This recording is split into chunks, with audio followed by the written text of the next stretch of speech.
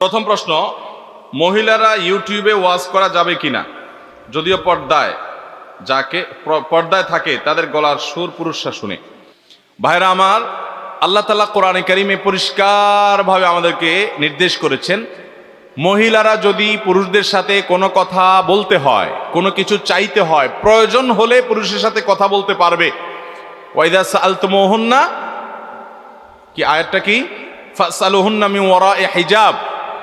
মহিলাদেরকে আল্লাহ তাআলা বলেছেন, পুরুষদের কাছে তোমরা যদি বা মহিলাদের সাথে পুরুষদের যদি কথা বলতে হয়, তাহলে সেই কথাবার্তায় পর্দার আড়াল থেকে হবে। কোত্থেকে হবে? পর্দার আড়াল থেকে মহিলাদের সাথে কথা বলতে হবে। পুরুষরা যদি কোনো কিছু চাইতে হয় তাদের কাছে বলতে হয়, বা মহিলারা যদি বলতে হয়। আর যদি কথা বলতে হয় মহিলারা, তাহলে সেক্ষেত্রে আল্লাহ বলেছেন সেই কথায় কণ্ঠকে কোমল করা যাবে না। কণ্ঠকে কি করা যাবে না? কোমল করা। স্বাভাবিক কথা বলবে। ওয়াকুলনা কাওলাম মারুফা।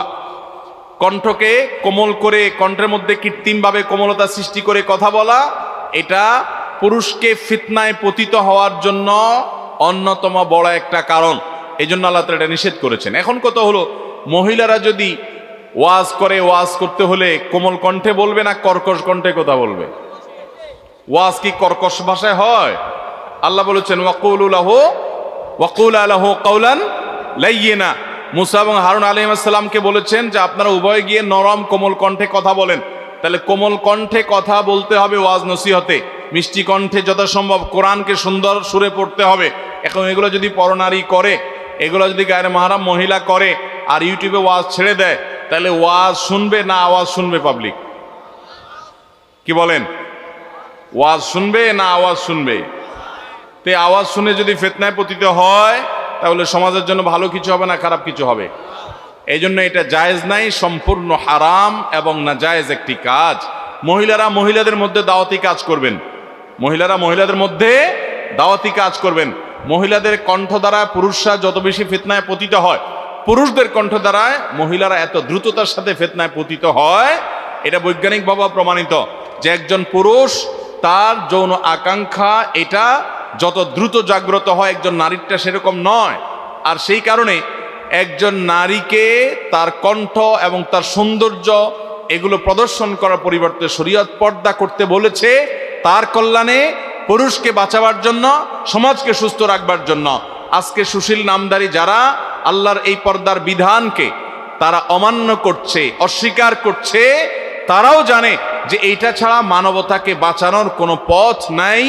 এই যে আজকে আমরা ইফটিজিং এর কথা বলি, আমরা পাশবিক নির্যাতনের কথা বলি, আমরা নানা রকমের এই জাতীয় গুনাহ এবং অপরাধের কথা বলি, এগুলো নিয়ন্ত্রণ করার জন্য আল্লাহর আইন, আল্লাহর আদেশ নিষেধের বাইরে যাওয়ার কোনো পথ খোলা আমাদের সামনে। আল্লাহ আমাদেরকে বুঝার তৌফিক দান করুন। এই জন্য কোনো মহিলা যদি ওয়াজ করে অডিও ছেড়ে দেয় ইউটিউবে, তাহলে এটা পুরুষদের জন্য শোনার জন্য এইভাবে ছেড়ে দেওয়া এটা জায়েজ নাই। আর পুরুষরাও ওই ওয়াজ শোনার নাম দিয়া মজা নিলে সেটা কি হবে? গুনাহ হবে। আবার অনেক মহিলা বাইর হয়েছে ওয়াজ মাহফিলে, মহিলারা ওয়াজ করে মাইক লাগায় দেয়, পুরুষরা শুনে মহিলারাও শুনে। আর মহিলাদের জন্য মহিলারা তাদের মধ্যে সবকিছু সীমাবদ্ধ থাকে, সেটা হতে পারে শরীয়তে, তাও সকল গণ্ডি এবং সীমানা এবং সকল শর্ত মেনে। আল্লাহ যে শর্তগুলো দিয়েছেন, আল্লাহর কোনো ঠেকা পড়ে নাই, এগুলো আমাদের কল্যাণার্থে দিয়েছেন। আমরা অনেক কিছু এক্সপেরিমেন্ট করতে পারি, কিন্তু শেষ পর্যন্ত আল্লাহর বিধানের মধ্যে আসতে হবে, এছাড়া কোনো পথ খোলা নাই।